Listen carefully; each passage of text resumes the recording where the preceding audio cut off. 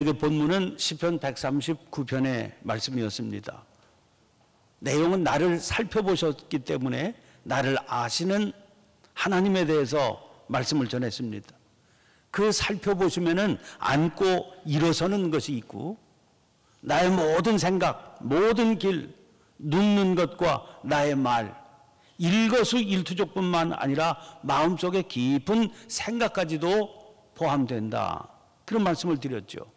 그래서 우리는 주의 영을 떠나서는 살 수가 없습니다.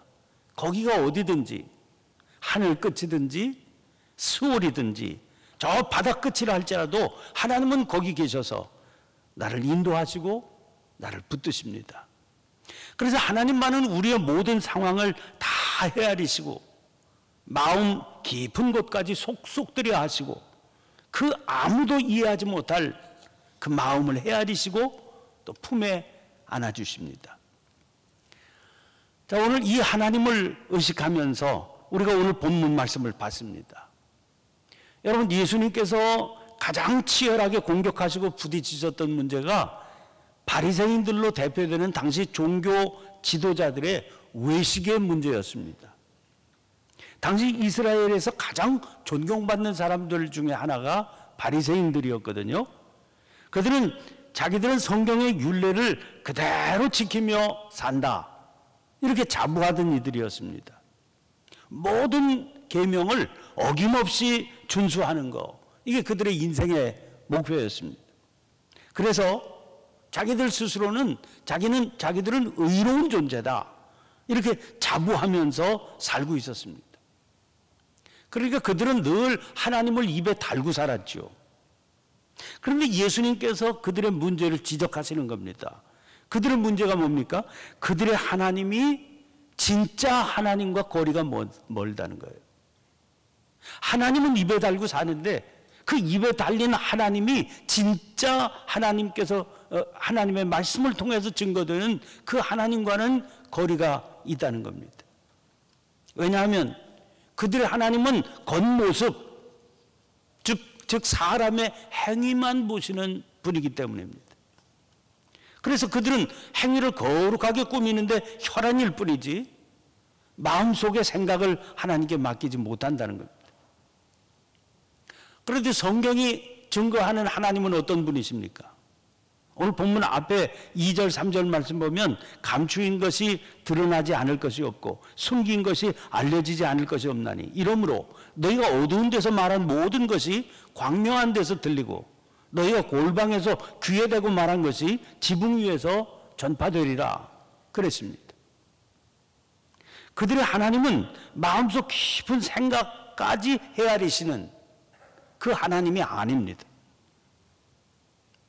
그러므로 그들의 율법 준수는 하나님 앞에서 감당하는 게 아니라 겉모습만을 보는 사람들을 의식한 행위입니다. 그럼 왜 이런 일이 벌어지게 됐을까?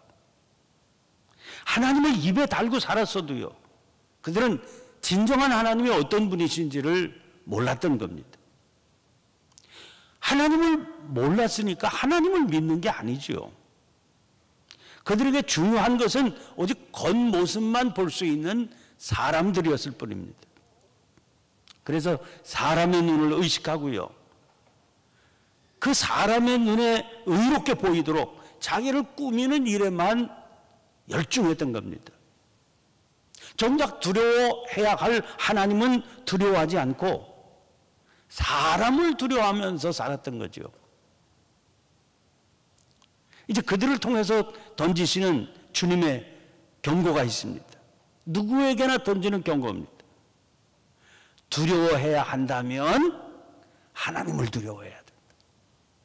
두려워해야 한다면 하나님을 두려워해야 된다. 제가 지금 두려워해야 한다면 이런 단서를 달아서 말씀을 드렸습니다. 예수님께서 하시고 싶은 말씀이 두려워해야 된다면 하나님을 두려워해야 된다. 그럼 왜 두려워해야 한다면 이런 단서를 달아서 말씀을 드렸겠습니까? 12장 1절부터 5절까지 오늘 본문 이전의 말씀에서 주님은 바리새인들의 외식을 꾸짖으시면서 아무리 감추고 숨긴다고 그래도 다 드러나게 된다. 그러면서 사람이 아니라 하나님을 두려워하라. 그렇게 경고하고 계시는 거거든요. 그런데 거기 이어지는 오늘 본문에서는 두려워하지 말라 그랬습니다. 5절까지는 두려워해야 된다. 두려워하라. 하나님을 두려워하라. 그렇게 경고하는데 오늘 본문에서는 두려워하지 말라 이렇게 말씀하세요. 즉 주님의 말씀의 핵심은 먼저 나오는 두려워하라에 있는 게 아니라 오늘 본문 말씀에 두려워하지 말라에 있는 겁니다. 그래서 앞에 본문에 등장하는 두려워하라는 두려워해야 한다면 이런 의미로 사용된 거죠. 자, 그러면 그런 전제하에 오늘 본문 말씀 주목해 보시기를 바랍니다. 6절 7절에 이렇게 말씀하죠. 참새 5마리가 두 아사리온에 팔리는 것이 아니냐. 그러나 하나님 앞에는 그 하나도 잊어버리시는 바 되지 아니하는도다. 너희에게는 심지어 머리털까지도 다 세신 바 되었나니 두려워하지 말라. 너희는 많은 참새보다 귀하니라.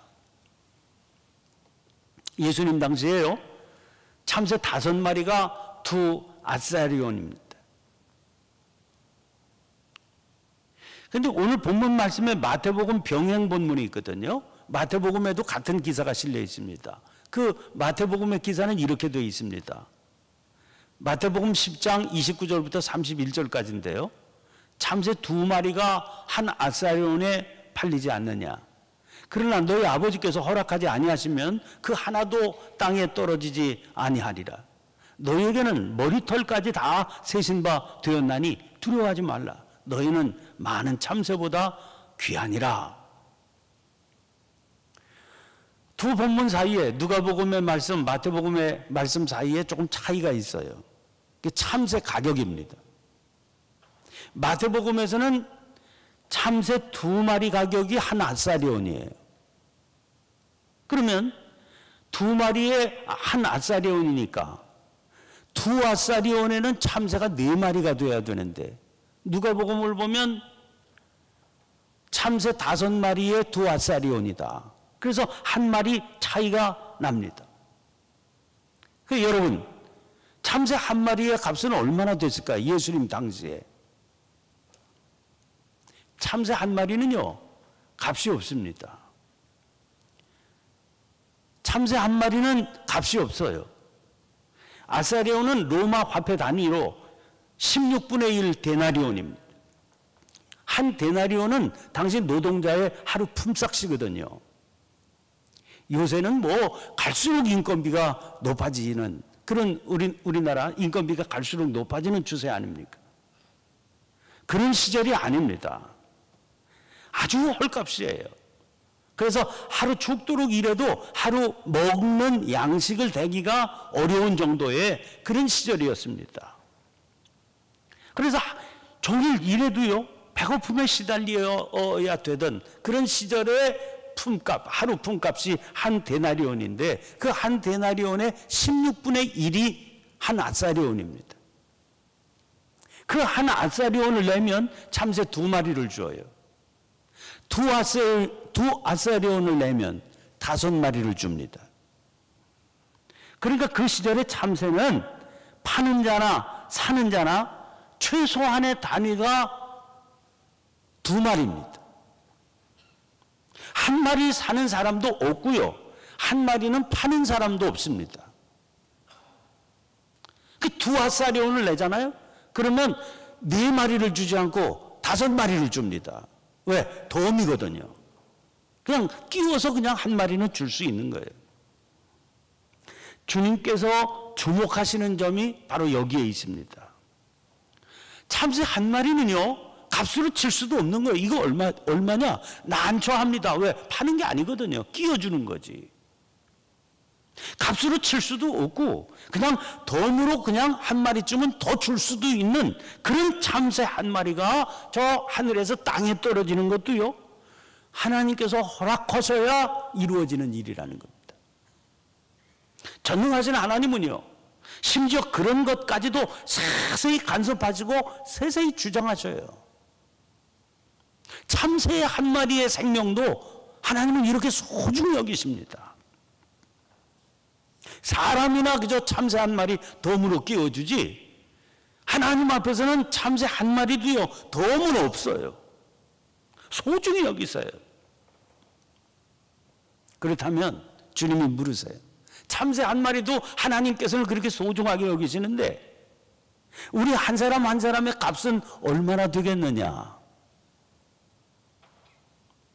그러면서 결론을 주님이 스스로 내리세요. 너희는 많은 참새보다 더 귀하니라. 7절의 이 말씀을 공동번역으로 보면 너희는 그 흔한 참새보다 훨씬 더 귀하지 않느냐. 이렇게 의문형으로 번역이 되어 있습니다. 훨씬 더 귀하다면 그럼 얼마나 귀하다는 말일까?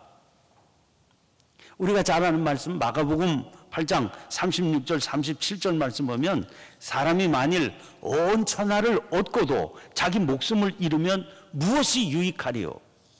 사람이 무엇을 주고 자기 목숨과 바꾸겠느냐? 우리는 바로 이 말씀 때문에 한 사람의 목숨은 온 천하보다도 귀하다. 그런 말을 하게 되는 겁니다.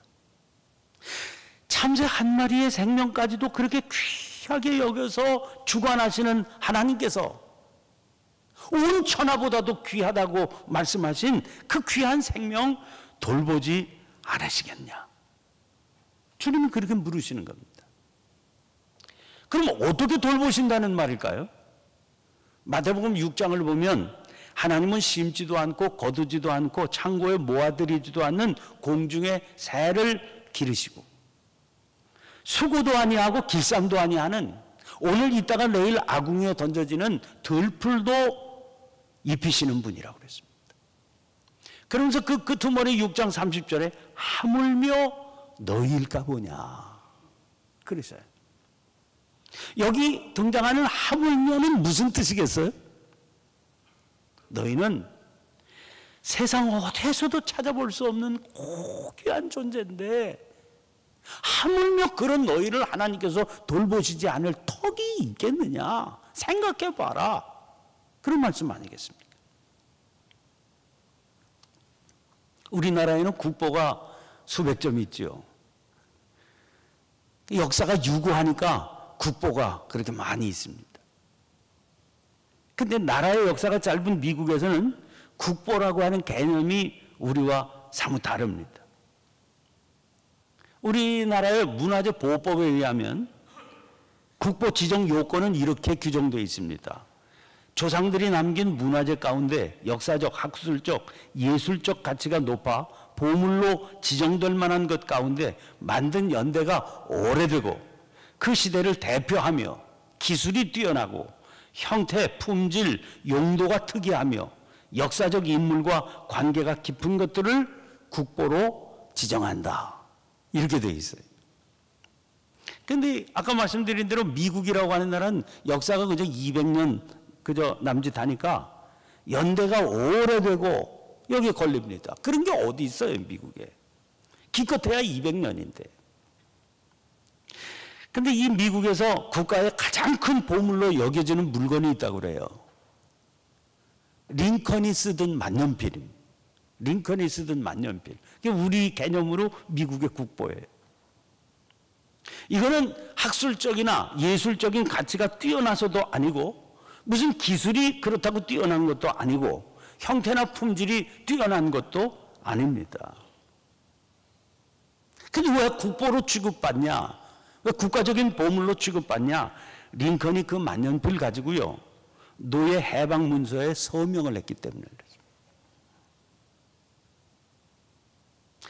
우리 자기네 나라의 국가적인 명운을 결정지은 물건이다 그 말이죠. 의미가 있는 물건이다.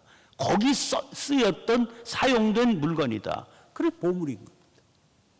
말이 되잖아요. 여러분 인간의 고귀함도 마찬가지입니다. 왜 인간은 이렇게 소중하게 하나님께서 여기시느냐? 그가 지닌 사명 때문입니다. 그를 그를 쓰시는 그 쓰임새 때문에 고귀한 겁니다. 시편 8편 4절 5절 말씀 보면 사람이 무엇이기에 주께서 그를 생각하시며 인자가 무엇이기에 주께서 그를 돌보시나이까. 그를 하나님보다 조금 못하게 하시고 하나님보다 조금 못하게 하셨대. 영화와 존귀로 관을 씌우셨나이다. 여러분, 하나님께서 씌워주신 그 영화의 관, 존귀의 관은 무엇을 위한 것이겠습니까? 그 밑에 6절부터 8절까지 말씀 보면 주의 손으로 만드신 것을 다스리게 하시고 만물을 그의 발 아래 두셨으니 곧 모든 소와 양과 들짐승이며 공중의 새와 바다의 물고기와 바닷길에 다니는 것이니이다.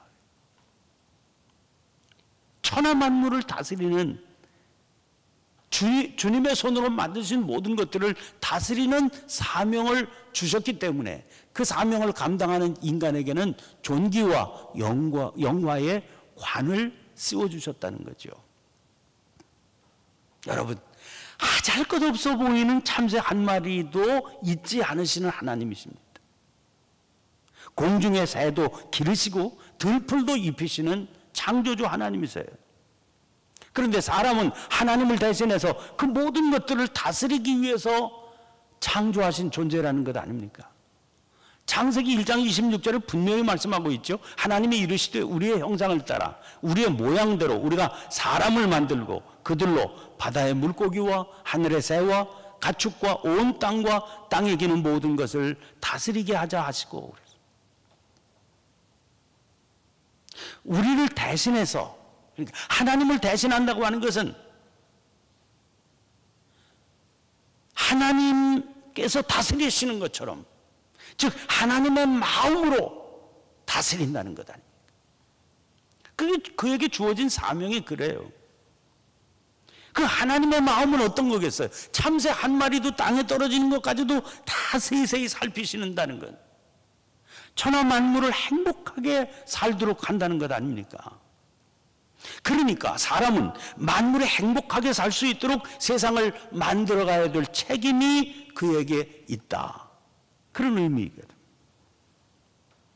여러분, 요새 생태신학 이런 얘기가 많이 돕니다마는 단순히요 인간의 미래를 위해서 생태 환경에 신경 써야 된다, 그런 차원이 아닙니다. 성경은 그런 차원에 머물지 않아요. 인간의 사명이 이 땅의 모든 생명들이 행복하게 살도록 노력하는 것이다, 그렇게 선포하고 있는 겁니다. 그래서 마태복음 6장 33절에 그런즉 너희는 먼저 그의 나라와 그의 의를 구하라, 그리하면 이 모든 것을 너희에게 더하시리라 그랬어요. 하나님께서 맡기신 이 사명을 따라서 사는 사람은 하나님께서 친히 책임져 주실 것이다 하는 거예요. 그게 아무것도 염려할 필요가 없다. 그 사명 붙들고 가기만 하면. 염려할 것이 없다 하신 것 가운데 물론 먹는 것, 입는 것이 있습니다. 주님께서 뭐라고 그러셨어요? 그런 염려는 이방인들이나 하는 거다. 즉 하나님을 모르고 사는 사람들이 하는 거다, 그런 말씀이에요. 하나님을 알고 하나님을 믿고 하나님을 따르는 우리들은 오직 그의 나라와 그의 의를 구하며 살면 된다는 거예요. 그러면 그 삶이 어떤 거겠습니까? 오늘 본문 말씀 보면 사람들 앞에서 예수님을 주님으로 시인하는 삶이라고 그랬어요. 그것이 곧 영접하는 자, 곧 그 이름을 믿는 자입니다. 이런 사람들에게 하나님의 자녀가 되는 권세를 주신다고 그랬어요. 여러분, 그 길을 가는 사람들은요 아무것도 염려할 필요가 없어요. 심지어 그 일 감당하다가 회당이나 위정자나 권세 있는 자 앞에 끌려간다 할지라도 염려하지 말라고 그랬습니다. 왜요? 우리는 천하 만물 그 어떤 것보다도 더 존귀한 자입니다.